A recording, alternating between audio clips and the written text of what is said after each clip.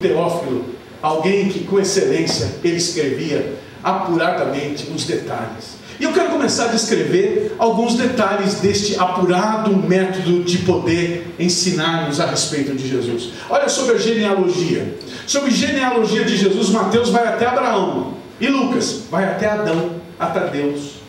Por quê? Porque Mateus estava falando para judeus. Aí quando ele vai até Abraão, ele saciou as informações dos judeus.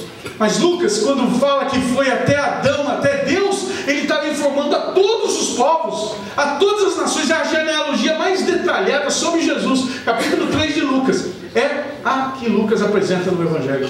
Lucas capítulo 2, versículo 14 diz que o anjo anunciou: Jesus é para todas as nações, todos os homens aos quais ele concede o seu favor.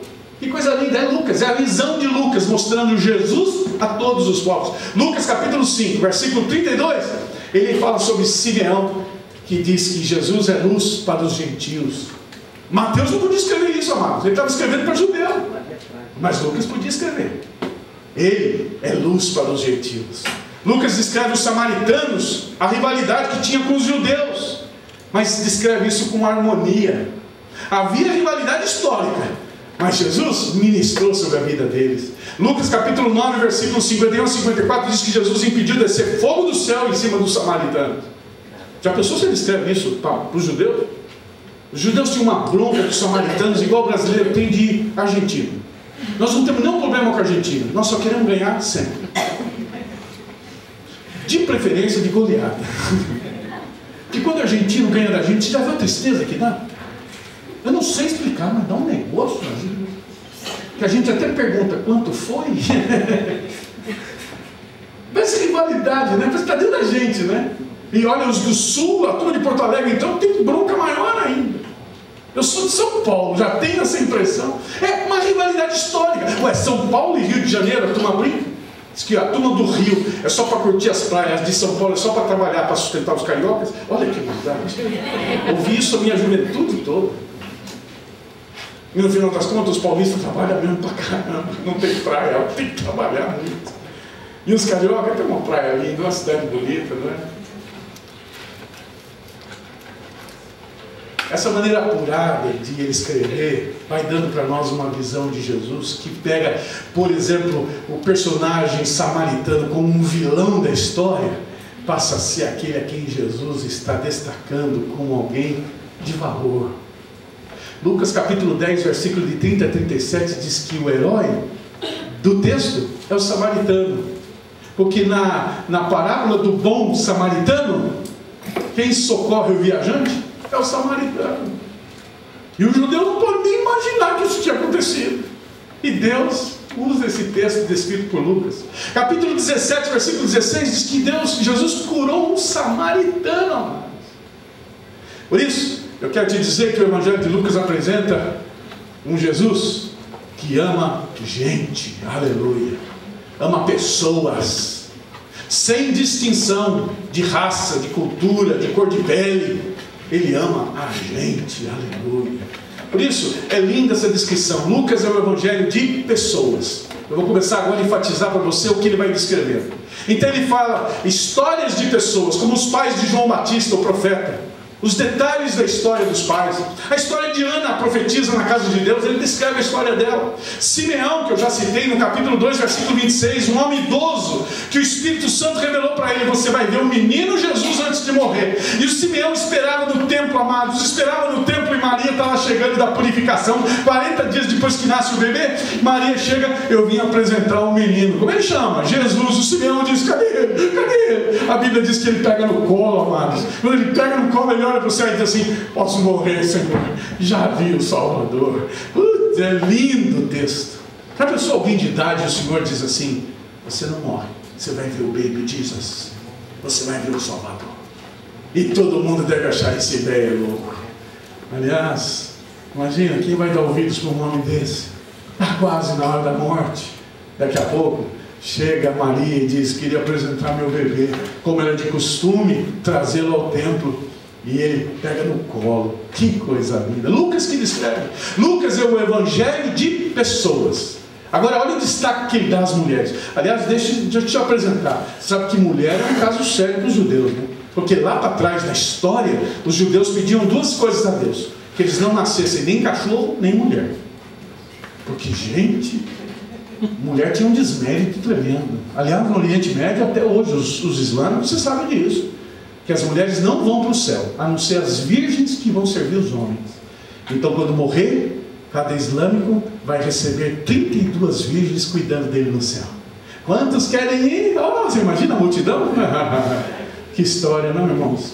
Trocar o céu, falar que o paraíso é ter 32 mulheres. E duas coisas que Allah promete. Estudei o islamismo para poder pregar, para poder ensinar isso lá na Elite. Duas coisas que o islamismo promete: 32 virgens para cada homem e sombra. Sombra. Foram criados no deserto, irmãos. Eles sonham com sombra. Eles sonham, no céu vai ter árvore para todo lado, eles vão ficar na sombra. Deus ajuda o povo, tem misericórdia. Nós estamos aqui pregando a palavra de Deus. Destaque as mulheres que Lucas dá. Contou a história de Isabel, a mãe do profeta João Batista. Ele conta a história de Maria, a mãe humana de Jesus. Aliás, eu ponho aqui só para te dar essa observação. A igreja católica fala muito de Maria, mas a igreja evangélica fala pouco demais de Maria. Então, por outro lado, eu só queria enaltecer aqui nesse momento o destaque dessa mulher de Deus. Maria ter coragem, amados, de segurar toda a barra, de ficar grávida sem ser de José, e ficar honrado ao lado daquele homem, daquele marido, e criar as crianças no temor de Deus, no caminho. O conflito dentro de casa, Jesus com os outros irmãos. Tiago só se converteu depois que Jesus ressuscitou. É muito forte, amados. Como criar Jesus dentro de um lar com outros irmãos, e os irmãos fazendo um monte de peraltice, e Jesus brincando sem fazer nenhuma desobediência. Imagina o amor de Jesus com Maria.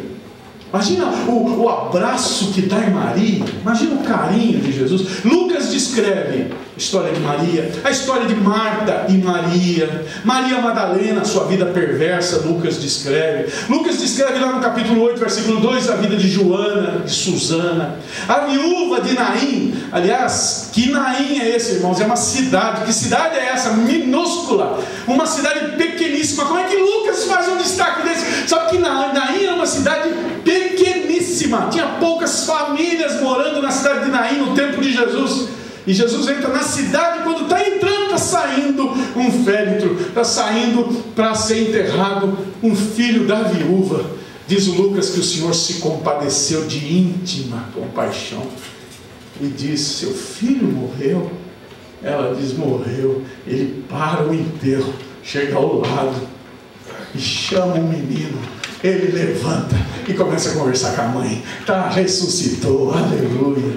É Lucas quem faz essa descrição de uma maneira brilhante, linda, bonita, sobre essa viúva de Naim, a pecadora do capítulo 7, versículo 37, que ungiu o corpo de Jesus. A mulher do capítulo 13, versículo 11, oprimida, encurvada, doente, 13 anos. Jesus a libertou, aleluia. É Lucas quem faz essa descrição sobre os pobres, a viúva pobre que deu a oferta, e que Jesus viu, observou essa oferta e disse: essa deu a maior oferta, porque ela não deu do que sobrou, ela deu de tudo o que tinha, deu tudo. Nossa, que lindo, que descrição linda. As filhas de Jerusalém, no capítulo 23, versículo 27, choravam por Jerusalém. O apóstolo, o Lucas, o evangelista Lucas descreve.